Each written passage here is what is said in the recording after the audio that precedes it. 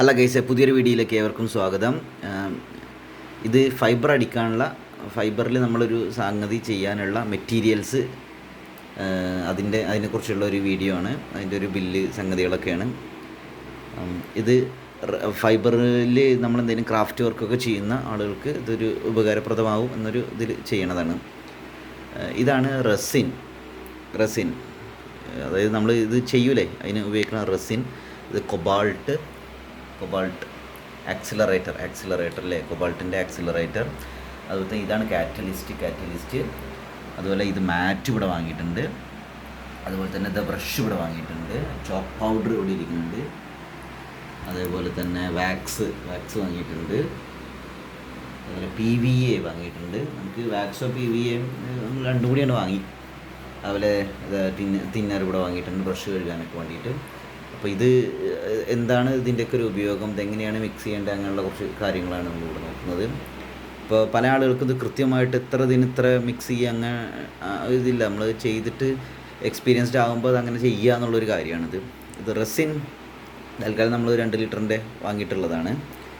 Resin ഉപയോഗിക്കുമ്പോൾ അത് അതായത് ഇപ്പോൾ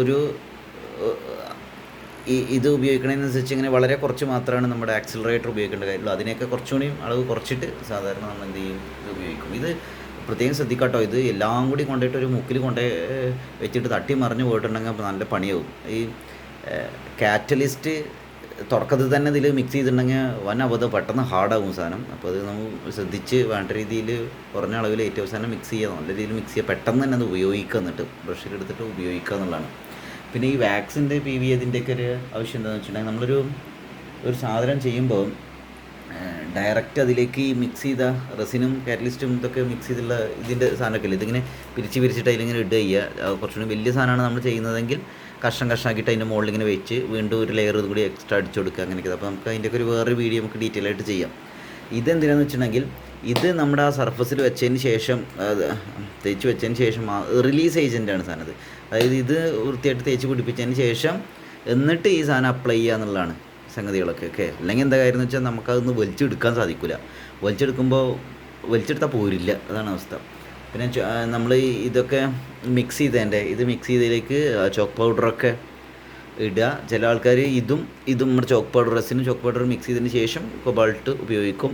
ചില ആളുകൾ ഇത് രണ്ടും കൂടി മിക്സ് ചെയ്തതിന് ശേഷം ചോക്ക് പൗഡർ ഇടും. എന്തായാലും അവസാനം നമ്മുടെ കാറ്റലിസ്റ്റ് ഇടുക. അങ്ങനെയാണ് സാധാരണ ആളുകൾ ചെയ്യൽ, കാറ്റലിസ്റ്റ്. അപ്പോൾ ഇത് കത്രിക കൊണ്ട് കട്ട് ചെയ്തിട്ട് നമുക്ക് മാറ്റ് ഇങ്ങനെ അതിലിട്ടിട്ട് ഇങ്ങനെ പിരിതനാക്കിയിട്ട് അങ്ങനെ ഉപയോഗിക്കാം. നമ്മുടെ സേമിയത്തിൻ്റെയൊക്കെ ഇതില്ലേ, അതുപോലെയൊക്കെ വെക്കാം. ചെറിയ ഇതൊക്കെയാണ് നമ്മൾ ചെയ്യുന്നതെങ്കിൽ. പിന്നെ ബ്രഷ് കഴുകുമ്പോൾ പ്രത്യേകം ശ്രദ്ധിക്കുന്നത്, പെട്ടെന്ന് ഈ സാധനം ബ്രഷൊക്കെ നാശം സാധ്യതയുണ്ട്. അപ്പോൾ തിന്നറൊക്കെ ഉപയോഗിച്ചിട്ട് പെട്ടെന്ന് കഴുകുക.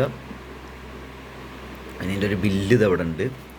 ബില്ല് റെസിന് 360 രൂപ, 2 ലിറ്ററാണ് വരുന്നത്, 360 രൂപ.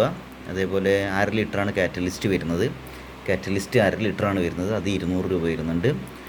ആക്സിലറേറ്റർ 1/2 ലിറ്റർ വരുന്നുണ്ട്, അത് 400 രൂപയാണ് വരുന്നത്. അതേപോലെ PVA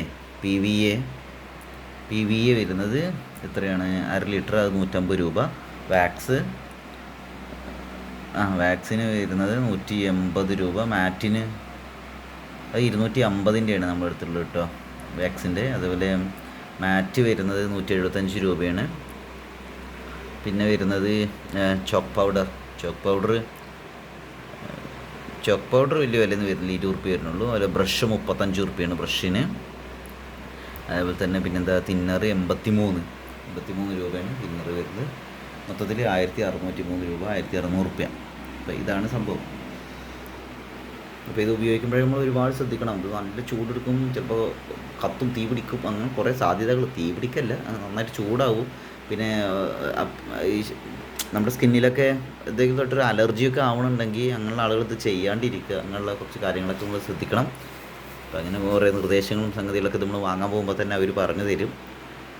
ഇതൊക്കെയാണ്. അപ്പോൾ ഇത് വെച്ചിട്ട് എങ്ങനെയാണ് നമ്മളിതൊരു ഫൈബറിൽ ഓരോ സംഗതികൾ ചെയ്യുന്നത് എന്നുള്ളൊക്കെ ഡീറ്റെയിൽ ആയിട്ടുള്ള വീഡിയോ നമുക്ക് വഴിയെ ചെയ്യാം. അപ്പോൾ ഇതൊക്കെയാണ് ഫൈബർ ഗ്ലാസിന് ക്രാഫ്റ്റ് വർക്കിന് ഉപയോഗിക്കുന്ന മെറ്റീരിയൽസും അതിൻ്റെ റേറ്റും ഒക്കെയാണ്. അപ്പോൾ നമുക്ക് വേറൊരു വീഡിയോയിൽ കാണാം. ഓക്കെ. അപ്പോൾ നമ്മുടെ ഫൈബറിൻ്റെ കാളത്തലകളും കാളകളും ഒക്കെ വേണ്ട ആളുകൾ കോൺടാക്റ്റ് ചെയ്യാം. വാട്സപ്പ് നമ്പർ കൊടുക്കാം. Okay bye.